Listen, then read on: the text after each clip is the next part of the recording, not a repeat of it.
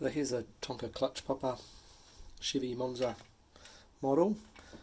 I haven't opened this one up yet.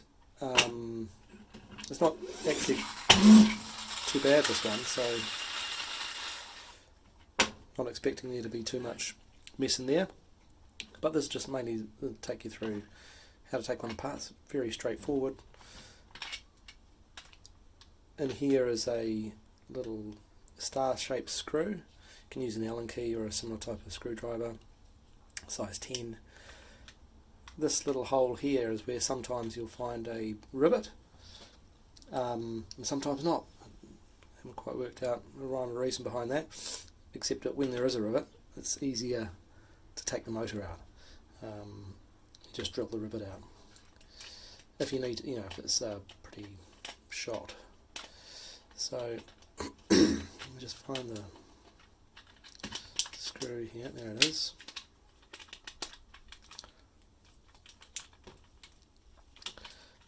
And that screws into this top little turbo piece here. There you go. That's basically it. Then this will lift off, and out the back here, these two tabs.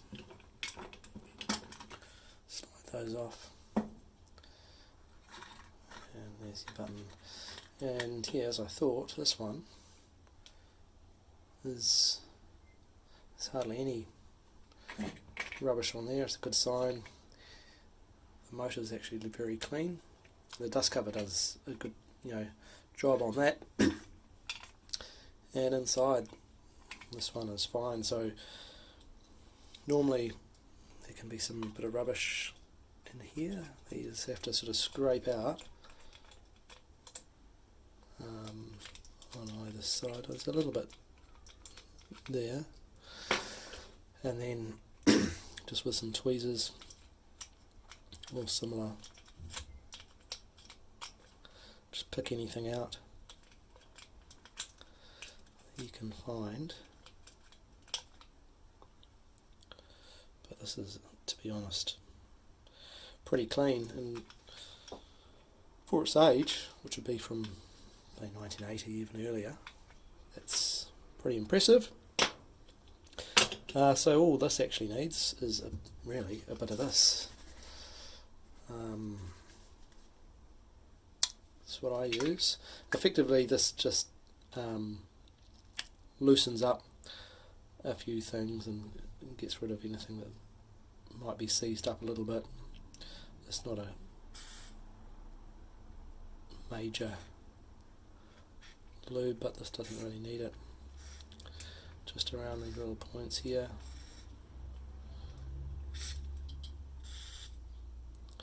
And that should do it. Spray a little bit in this gap. It'll sort of get in there to a certain extent. And then just move that around.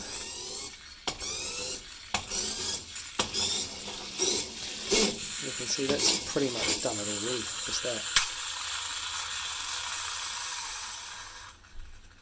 That'll probably be fine now.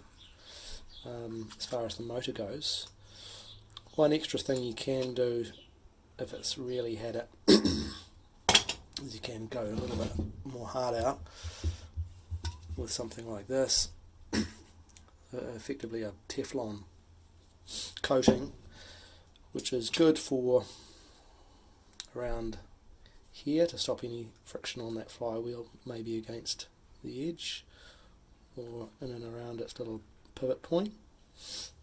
Makes that run a little bit smoother, but like I said, this one doesn't really need it.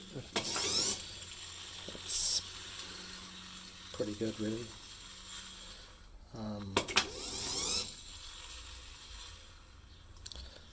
So I wouldn't bother with anything else.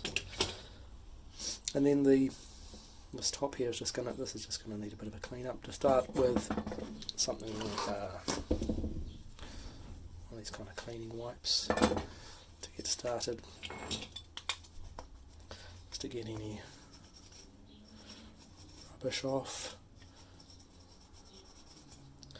etc. And then use a bit of just your standard polish that you might use for it on a car, and then buff it up. Once you've got the main dirt off, that's what you're really got to do, and then put it all back together. Now this piece here can come out. You can give that a clean separately. Now sometimes, like with this one, I can see here it's actually stuck in pretty good here behind these two wheel rims, so getting that out would require bending this a little bit, which I may do to give it a proper clean, but for now, I mean, that's going to be fine.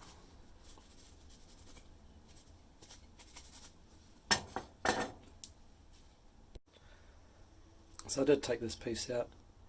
In the end, I've just given that a bit of a clean up with a plastic cleaner, some polish on here, give that a little bit of a buff. This is all now cleaned up and looking a bit shinier.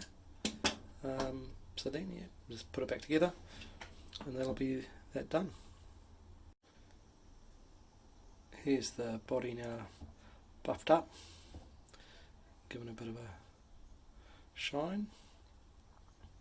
It's looking much nicer, and did the same on the underside of there. So here it is all back together and looking pretty good.